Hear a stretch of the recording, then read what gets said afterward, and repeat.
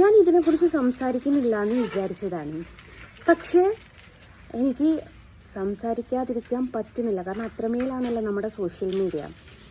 നമ്മുടെ കൊയിലാണ്ടി വന്ന ചേച്ചി ഉണ്ടല്ലോ, ചേച്ചി തിരിച്ച് ഓൺലൈനിലേക്ക് സജീവമായിട്ടല്ലേ, സോഷ്യൽ മീഡിയ രംഗത്തേക്ക് സജീവമായി എന്ന് പറഞ്ഞിട്ട് ചേച്ചി ഒരു വീഡിയോ പോസ്റ്റ് ചെയ്തത് കണ്ടേ. അതിൽ ചേച്ചി പറയുന്നൊരു കാര്യമുണ്ട്. ആ പറയുന്ന കാര്യം വെറും കള്ളത്തരാണ്. കാരണം എന്താ വെച്ചാൽ, ചേച്ചി പറയുന്നത് എന്താ വെച്ചാൽ, ചേച്ചിയുടെ വീടിനോട് ചാഞ്ഞിട്ട് ഒരു മുള്ളുമുരുക്കുണ്ടായിരുന്നു. അത് വീടിന് ഭീഷണിയാവുമെങ്കിൽ അത് വെട്ടിക്കളയണ്ടേ, അതിൻ്റെ കുറച്ച് നെട്ടോട്ടത്തിലായിരുന്നു എന്ന് ചേച്ചി ചുമ്മാ പറയാ. കാരണം എന്താണെന്നറിയോ, ചേച്ചിയുടെ വീട്ടിൽ അങ്ങനെ ഒരു മുള്ളുമുരുക്ക് ഉണ്ടായിരുന്നേ, ചേച്ചി ഒരിക്കലും കൊയിലാണ്ടി തട്ടോളം വരില്ലായിരുന്നു. അത് ഉറപ്പുള്ള കാര്യമാണ് ചേച്ചി. പിന്നെ ചേച്ചി ഇങ്ങനെ പറയുന്നുണ്ടല്ലോ, ചേച്ചി നിരപരാധിയാണ്. അത് കാലം നിൻ്റെ വീട്ടുകാർക്കൊരു ദിവസം മനസ്സിലാക്കി കൊടുക്കും. ഭർത്താവിൻ്റെ വീട്ടുകാർക്ക്, നിൻ്റെ വീട്ടുകാർക്കല്ല. നിൻ്റെ വീട്ടുകാർക്ക് ആ സത്യങ്ങളൊക്കെ അറിയാം. നീ മുടങ്ങിപ്പോയി എന്ന് പറയുന്ന നിൻ്റെ ആ വ്യാജ കല്യാണം ഉണ്ടല്ലോ, വ്യാജമുടക്കുണ്ടല്ലോ, അവൻ്റെ വീട്ടുകാർക്കും അവൻ്റെ കുടുംബത്തിലുള്ളവർക്കും ഒരു കാലത്ത് അന്നൊരിക്കൽ ആ കുട്ടി പറഞ്ഞത് സത്യമായിരുന്നു എന്ന് അവരെ നാവുകൊണ്ട് പറയുന്നൊരു കാലം ഉണ്ടാവും. പിന്നെ സോഷ്യൽ മീഡിയ മുഴുവനോ എനിക്ക് എഗെയിൻസ്റ്റ് ആയിട്ടാണ് വരുന്നത്. അതിലെനിക്ക് വിരോധമല്ല. കാരണം ഞാൻ എന്താ പറയുക, മരണത്തോട് മല്ലിട്ട് ICUവിൻ്റെ അകത്ത് കിടന്ന സമയത്ത് പോലും ഈ സോഷ്യൽ മീഡിയ പറഞ്ഞത് എന്താണെന്നറിയോ, നാടകമാണെന്ന്. അപ്പോൾ അത്രത്തോളൊന്നും വരൂലല്ലോ ഇത്. എന്നെ സപ്പോർട്ട് ചെയ്യാനും എൻ്റെ കൂടെ എനിക്ക് വേണ്ടി സംസാരിക്കാനും ആരുമില്ല, ഞാൻ മാത്രമേ ഉള്ളൂ. അത് ഈ ചേച്ചി മുതലെടുത്തിട്ട് ചേച്ചി അങ്ങോട്ട് വിളിച്ചിട്ട് വീഡിയോ ചെയ്യോ പ്ലീസ്, ഞാനൊരു തെറ്റും ചെയ്തില്ല എന്ന് പറഞ്ഞിട്ട്, അതേപോലെ ഞാൻ ആരെയും വിളിച്ച് അപേക്ഷിക്കാനോ ആരെ കൊണ്ടും വീഡിയോ ചെയ്യിക്കാനോ നിന്നിട്ടില്ല. വീഡിയോ ഇത്രയും ആൾക്കാർ ചെയ്തിട്ടുണ്ട്, അത് ചേച്ചിയുടെ വിജയമായിട്ടല്ല കൂട്ടേണ്ടത്. അവർക്കൊരു കണ്ടൻറ്റ് മാത്രമാണ് നിങ്ങൾ. ആ കണ്ടൻറ്റ് ഒരു 2-3 ദിവസം, അതിലേക്കപ്പുറം പോകില്ല ചേച്ചിയെ. അത് കഴിയുമ്പോഴേക്കങ്ങ് പോകും. പിന്നെ യൂട്യൂബർമാർ ഭയങ്കര ഹൈപ്പിലുള്ള തംബ്ലൈനൊക്കെ ഇട്ടിട്ട് ഒരുപാട് ആൾക്കാർ വീഡിയോസ് ചെയ്ത് കണ്ടു.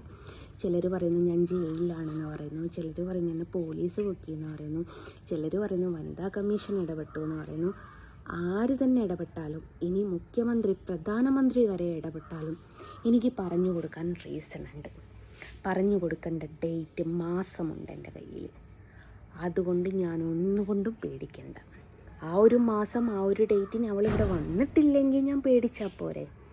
അപ്പോൾ ഇവള് അത്രമേൽ സ്ട്രോങ് ആയിട്ട് തിരിച്ചു വന്നോലെ. സർപ്പമല്ല ഞാഞ്ഞൂലാണല്ലോ കൊത്തിയത് മോളെ. അത്തായം മുടങ്ങാൻ ഒരു ഞാഞ്ഞൂല് മതി. അത് നിനക്കറിയില്ല. അത് നീ അറിയും നിൻ്റെ ഭർത്താവ് വീട്ടിൽ നിന്ന്. ഒക്കെ നിൻ്റെ ഭർത്താവിൻ്റെ വീട്ടിലേക്ക് നീ വെയിറ്റ് ചെയ്ത് നിന്നു. അതിനുള്ള കാര്യങ്ങളൊക്കെ ഞാൻ ഇവിടുന്ന് ചെയ്ത് വെച്ചിട്ടുണ്ട് കേട്ടോ. കാരണം ആ പയ്യനൊരു പാവാണ്. അതിൻ്റെ ലൈഫ് ഇതുപോലൊരു ഫ്രോഡ് പെണ്ണിൻ്റെ കൂടെ ജീവിച്ച് തീർക്കേണ്ടതല്ല. പോരാത്തതിന് ഈ പെണ്ണിന് പലരുടെയും ശാപമുണ്ട്, പല കുടുംബങ്ങളുടെയും ശാപമുണ്ട് ഇവൾക്ക്. കാരണം ഇവൾ സോഷ്യൽ മീഡിയ തുറന്ന് അന്ന് തൊട്ടിട്ട് ഇവൾ വ്യാജപ്രചാരണമാണ് ഓരോരുത്തരെക്കുറിച്ച് പറഞ്ഞുകൊണ്ട് നടക്കുന്നത്. അപ്പം അങ്ങനെ അരി മേടിക്കുന്ന ഒരു ലെവലാണ് ഇവൾ. അതിനേക്കാട്ടിലുപരി അതിന് മുമ്പായിട്ട് ഇവളുടെ പരിപാടി ഉണ്ടായിരുന്നു എന്ന് വെച്ചാൽ, പല പുരുഷന്മാരെയും ഇഷ്ടമാണെന്ന് പറഞ്ഞ് പലരുടെയും കൂടെ കറങ്ങി ഒരിക്കൽ ഇവൾക്ക് അടി കിട്ടുമെന്നുള്ള അവസ്ഥയായപ്പോഴാണ് പിന്നെ ഇവൾ പുറത്തിറങ്ങാതെ യൂട്യൂബ് ചാനലിൽ എന്ന് പറഞ്ഞിട്ട് വീട്ടിൽ ഒതുങ്ങി നിന്നത്. ഇവൾക്ക് പല അസുഖങ്ങളും കൊടുത്ത് ദൈവം പരീക്ഷിക്കുന്നുണ്ട്.